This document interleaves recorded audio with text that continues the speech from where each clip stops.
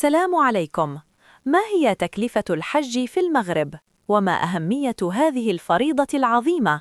وما هي النصيحة التي يجب أن يعرفها كل حاج مغربي قبل السفر؟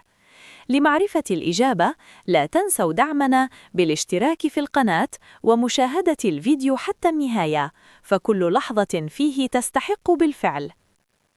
الحج هو الركن الخامس من أركان الإسلام، وهو عبادة عظيمة تجمع بين الطاعة الجسدية والروحية، وتعد رحلة إيمانية لتطهير النفس من الذنوب وتجديد العهد مع الله. أهميته تكمن في كونه فريضة على المستطيع ووسيلة لتحقيق المساواة والوحدة بين المسلمين. تكلفة الحج لموسم 2026 في المغرب حددت رسمياً ب63,021 درهماً لكل حاج مؤطر من طرف وزارة الأوقاف والشؤون الإسلامية، مع استرجاع مبلغ قدره 1979 درهماً عبر بريد بنك، لأن الحجاج كانوا قد دفعوا مسبقاً 65,000 درهماً عند التسجيل. تفاصيل تكلفة الحج 2026 في المغرب: المبلغ النهائي 63,021 درهماً، حوالي 6,300 دولار أمريكي.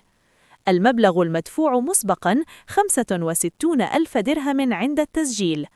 المبلغ المسترجو 1979 درهماً لكل حاج عبر مكاتب بريد بنك. الخدمات المشمولة: النقل الجوي من المغرب إلى السعودية والعودة، الإقامة في مكة والمدينة، خدمات التأطير الديني والإداري، الرعاية الصحية الأساسية. نصائح للحجاج المغاربة: الاحتفاظ بوصل الدفع الأصلي لتسهيل عملية الاسترجاع، حضور اللقاءات التوجيهية التي تنظمها وزارة الأوقاف لفهم تفاصيل الخدمات المشمولة، الاستعداد لمصاريف إضافية شخصية، مأكولات، اتصالات، هدايا، متابعة الإعلانات الرسمية لتفادي أي تضليل أو عروض غير معتمدة. ركن من أركان الإسلام: الحج هو الركن الخامس من أركان الإسلام بعد الشهادتين، الصلاة، الزكاة والصوم. فرضه الله تعالى بقوله: ولله على الناس حج البيت من استطاع إليه سبيلا. آل عمران 97. فضل الحج وثوابه: قال النبي صلى الله عليه وسلم: من حج لله فلم يرفث ولم يفسق رجع كيوم ولدته أمه، أي أن الحج المبرور يمحو الذنوب ويعيد المسلم إلى حالة الصفاء. اعتبره الرسول صلى الله عليه وسلم أفضل أنواع الجهاد للنساء، لكن أفضل الجهاد حج مبرور. الحج المبرور ليس له جزاء إلا الجنة، كما ورد في الحديث الشريف. البعد الروحي: الحج رحلة روحية يتجرد فيها المسلم من الدنيا بارتداء الإحرام الأبيض الذي يذكر بيوم القيامة. يردد الحاج نداء التوحيد: لبيك اللهم لبيك، وهو إعلان الخضوع لله وحده. يحقق الحج تطهير القلب من الأحقاد ويغرس قيم الصبر والتواضع. البعد الاجتماعي: الحج يجمع المسلمين من مختلف الأعراق واللغات في مكان واحد، مما يرسخ المساواة والوحدة. يذيب الفوارق الطبقية حيث يقف الجميع بلباس واحد أمام الله.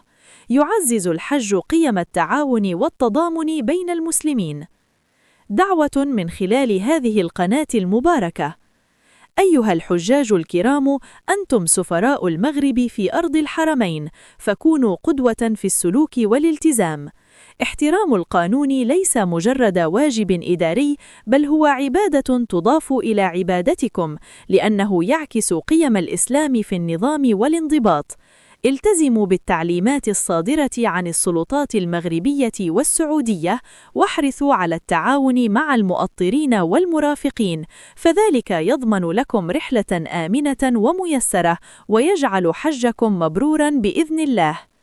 كونوا على يقين أن احترام القانون هو صورة مشرقة عن وطنكم ورسالة صادقة عن أخلاقكم، فاجعلوا من حجكم فرصة لتجسيد القيم النبيلة التي يدعو إليها ديننا الحنيف.